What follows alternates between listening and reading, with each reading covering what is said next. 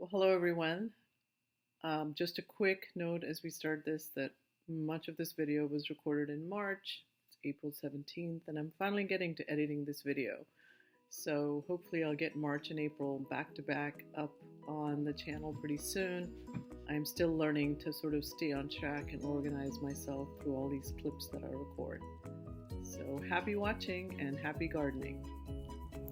Good morning everyone. It's March 16th and I thought I'd start a tour of this spring garden in the middle of the month. I've been planting a lot of perennials, starting the conversion of our front yard and getting some perennials into the backyard. The seedlings are doing great after sort of a rough start in January and February. It took me 3-4 tries to figure out some of these seedlings, and I finally got snapdragon seedlings to germinate and grow into little plants. So anyway, I'd love to show you what's going on in the garden middle March 2022. So I decided to plant a couple of hydrangeas here. This is the side yard along the back of the house.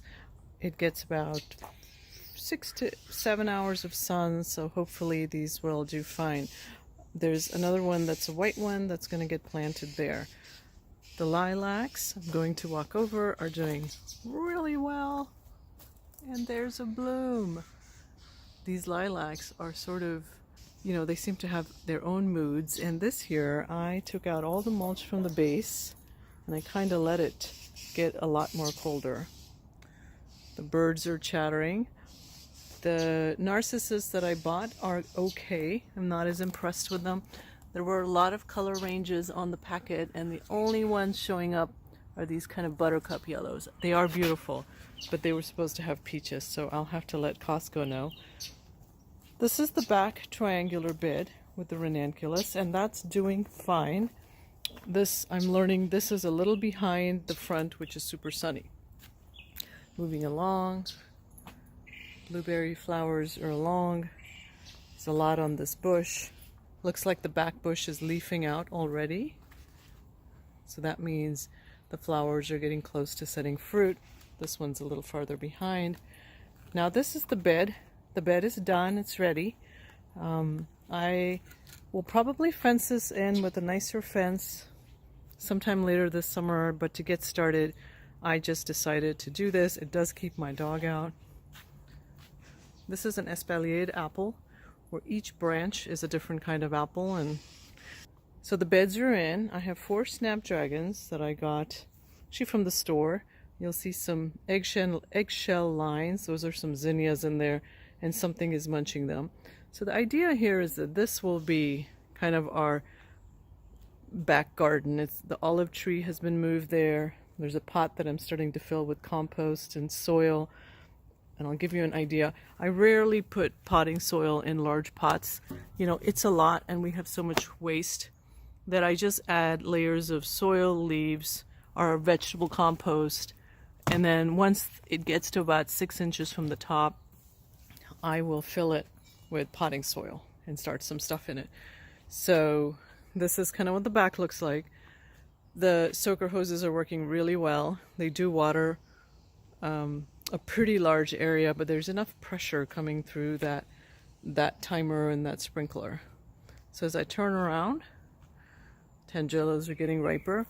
I added an espalier this month to the backyard. We've got this kind of barren fence line, and so I decided to put 2 jasmine vines. They are zone 9 and 10, and I'll probably run a drip line to it. And the idea is that they will create this kind of triangular, structure and just give us something to look at. This bed has come along. I think I showed you this last time. I love having this aloe here.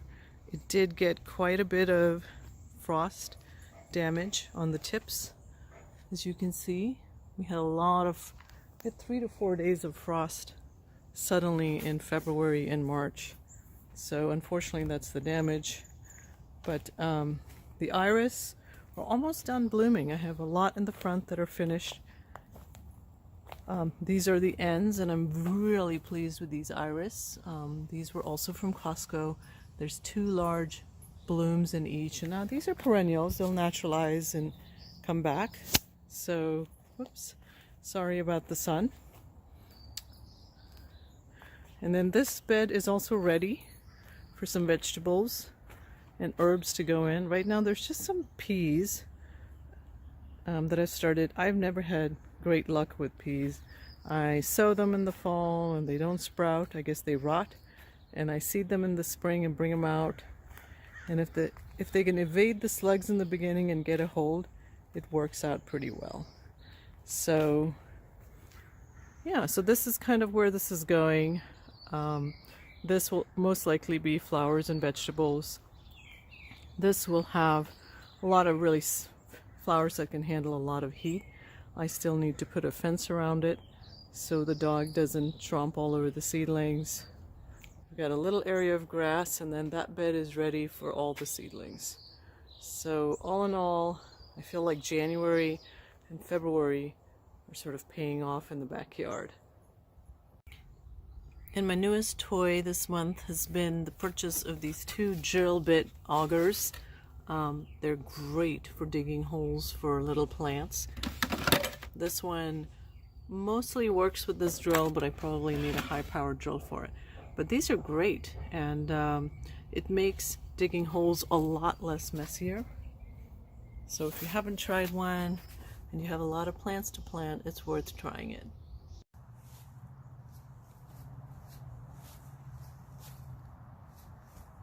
I have to say the tulips all turned out to be awesome.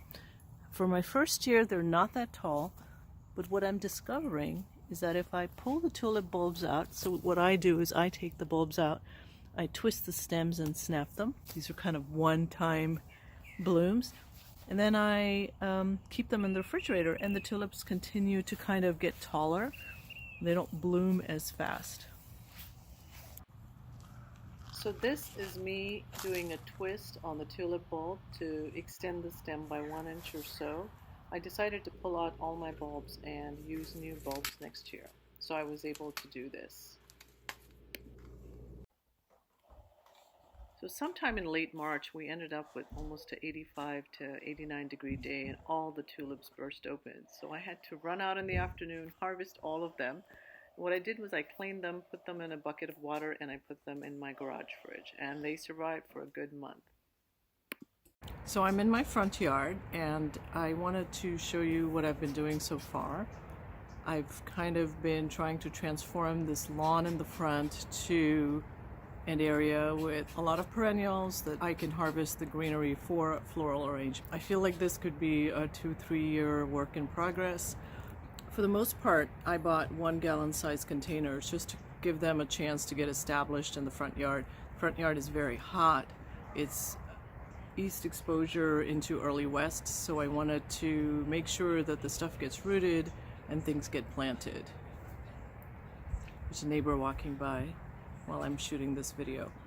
So I've got about a dozen plants in, and so far so good.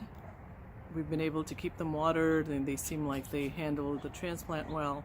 And I have to give my kids credit. They came out here. I didn't take a lot of photos, but they helped me dig each one of these holes, and they got ice cream in return. So as I pan in, this is the front of the house, and we've got some perennials.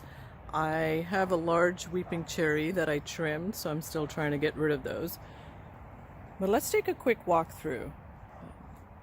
I'll show you the plants and then give you a quick general idea. Here we have some lavender, just kind of the tall kind. It is drought resistant. This is the broom plant, and some more lavender. The Maximilian sunflowers, which I planted, have actually sprouted, so we'll probably get a nice crop of yellow flowers here in the front.